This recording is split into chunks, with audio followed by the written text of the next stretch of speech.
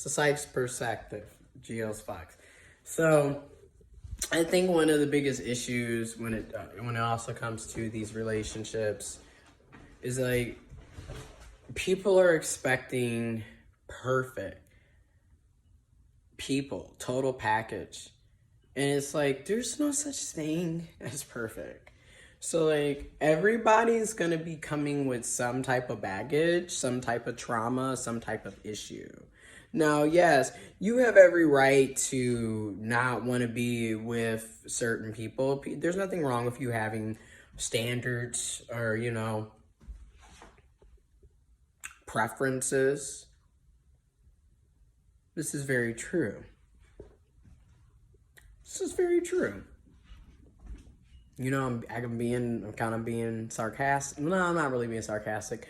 I'm just kind of putting like emphasis on the term preferences because I'm going to have a video on that next. You have every right to. You do. But then, at the same time, other people also have every right to have the preferences, right? And standards, right?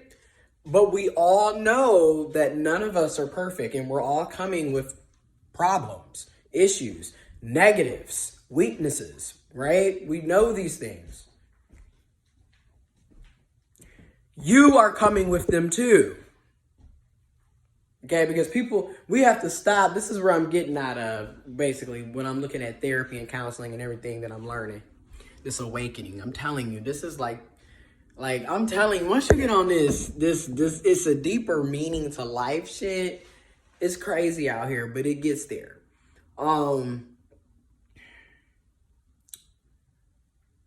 Okay, so what I was getting to is once you get to this stage, and this for me is that I'm learning is we all have narcissistic ways. Because if you think about it,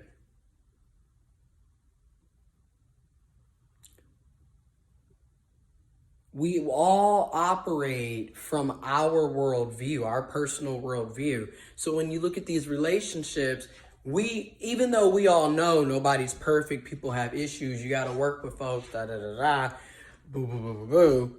But then we all also ignore the fact that you got issues too. You have problems too. Like, what are you bringing into the table? Are you really secure with yourself? Are you really acknowledging, like, you got issues too much? Like, do you see?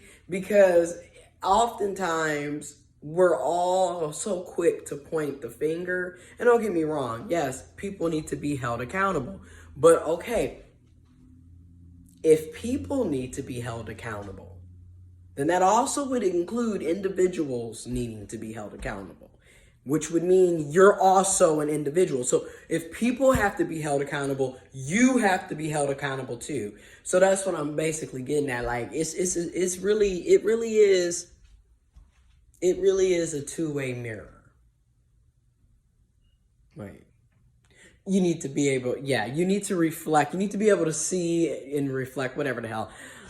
I don't know if that metaphor even made any. You know what? Just follow me, okay? Just follow me. And another thing is that I'm just like, you're full of shit. Like, I just think everyone needs to just keep it real. Like, we've been trained for so long to essentially put on a mask and fake the funk. Like, remember that Dolly Parton challenge that they had earlier this year? And it was like February before like a lot of us recognized that coronavirus is a serious thing and people are dying. Shit's like really bad. It's really bad and you need to take it serious. But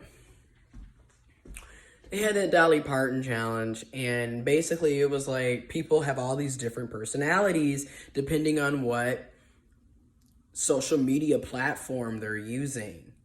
And then it got me thinking, like, on a deeper level, well, that's just it. Everybody's faking the funk. everybody's faking the funk. And do you know what faking the funk means? I grew up with, my grandparents, my mom, my uncle. So I grew up with baby boomers and Gen X.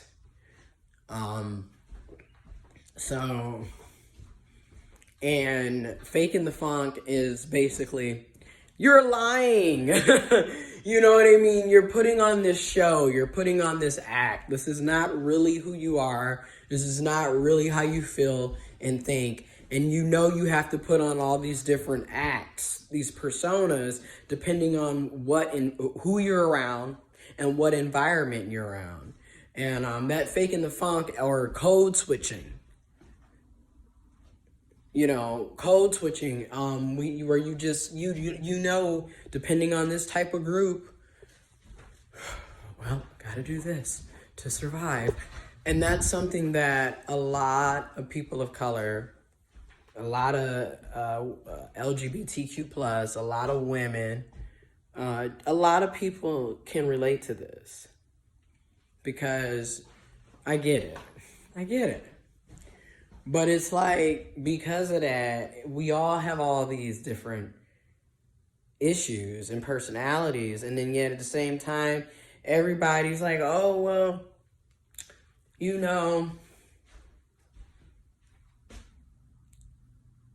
I can't date such and such, or I can't be with such and such, or whatever it may be.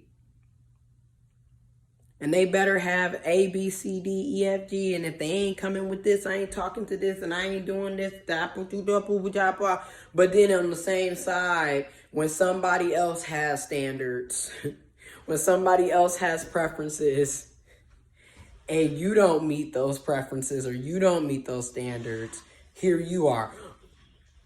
Well, they got all these problems, and that's the problem. Y'all so judgmental, and y'all don't even... You a hypocrite. You're a hypocrite. You're contradicting yourself.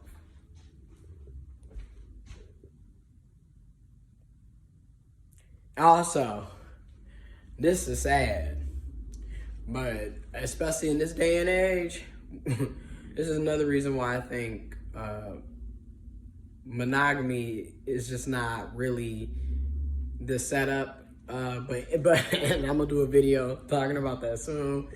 In this day and age, because of social media.